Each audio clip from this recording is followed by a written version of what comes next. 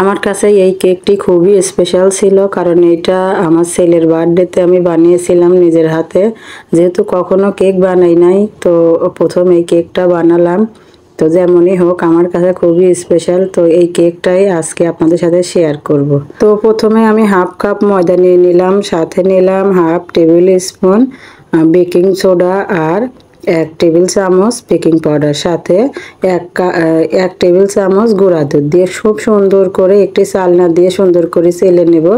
নিয়ে এই তো একটু মিশিয়ে নিতে হবে। আর এইটা 2 থেকে 3 বার চেলে নিলে খুবই ভালো হয়। পরেই তো 2টা ডিম দিয়ে কেক বানাবো।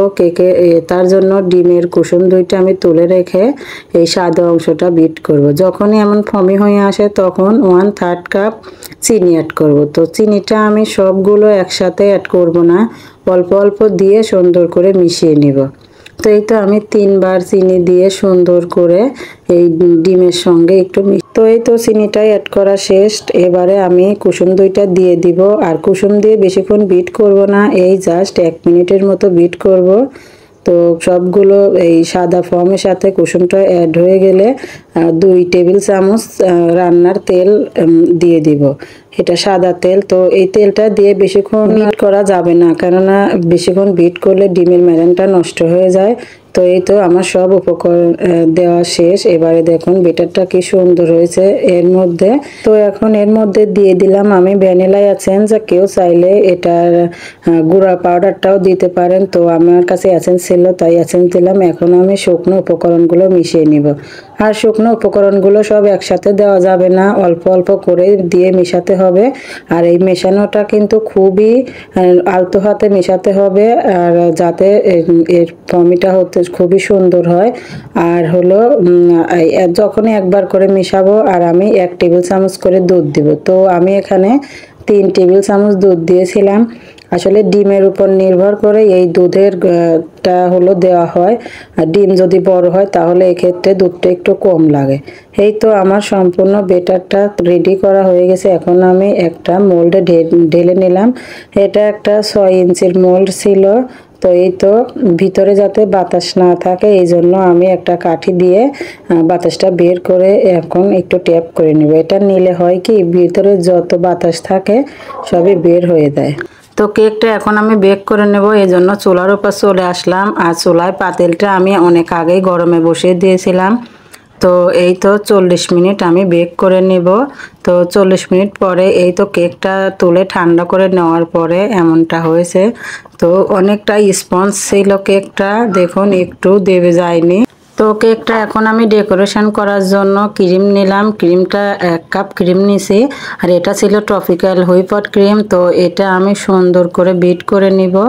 তো ঠান্ডা অবস্থায় এই ক্রিমটা বিট করতে হয়। তো এই তো আমার ক্রিমটা 15 মিনিট বিট করার পরে এমনটা ফমি হয়ে আসছে। তো আমার ক্রিমটা কিন্তু সম্পূর্ণ রেডি। এখন আমি পাইপিং ব্যাগে দিয়ে ডেকোরেশন করব। তো তার আগে কেকটা আমি স্লাইস করে কেটে নিব। এটা আমি 3টা স্লাইস করছিলাম। তো এই তো দ্বিতীয়টা। তো সবগুলো কেকই দেখতেই পাচ্ছেন কতটা সুন্দর হয়েছে। আর এই তো উপরের যে লেয়ারটা ছিল সেটার মাথা থেকে এভাবে সুন্দর করে আমি একটু কেটে নিচ্ছিলাম। তো কেটে নিলে হয় কি ক্রিমটা দিতে অনেকটা সুবিধা হয়। তো দেখুন কি স্পঞ্জ হয়েছে, একটু কিন্তু ভেঙে যায়নি। আর কতটা নরম, অথচ একটু কিন্তু ভেঙে যায়নি। তো এখন আমি ক্রিম দিব। যদিও আমি ডেকোরেশন ভালো করতে পারি না, তবু আমি নিজের চেষ্টায় যতটুকু পারি অতটুকুই করব। এই তো প্রথম লেয়ারটা দেওয়ার পরে আমি এখানে সুগার সিরাপ দিয়ে দিলাম পরিমাণ মতো। দিয়ে এই তো অল্প ক্রিম দিব। বেশি ক্রিম দিলে হয় কি বাচ্চারা খেতে চায় না, এই জন্য অল্প ক্রিম দিব যাতে বাচ্চারা আরামে খেতে পারে। এই তো দ্বিতীয় লেয়ার দিয়ে ঠিক আগের মতনই সুগার সিরাপ দিয়ে দিচ্ছি। তো সুগার সিরাপ দেওয়া শেষ হলে এখানেও আমি অল্প ক্রিম দিয়ে 3 নাম্বার লেয়ারটা দিয়ে সুগার সিরাপ দিয়ে দিলাম। দিয়ে এই তো এখন আমি ক্রিম দিয়ে এটা সুন্দর করে একটু কোট করে নিব।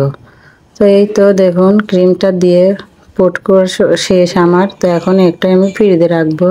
এই তো আমি আধা ঘন্টা ফ্রিজে রাখছিলাম। ফ্রিজ থেকে বের করে পুরোটাতে আমি ক্রিম দিলাম।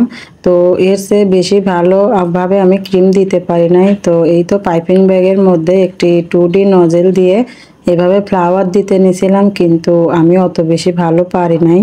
তো যাই হোক, এটা আমার ছেলের বার্থডেতে আমার বানানো প্রথম কেক, যেটা যেভাবেই হোক আমার কাছে খুবই স্পেশাল।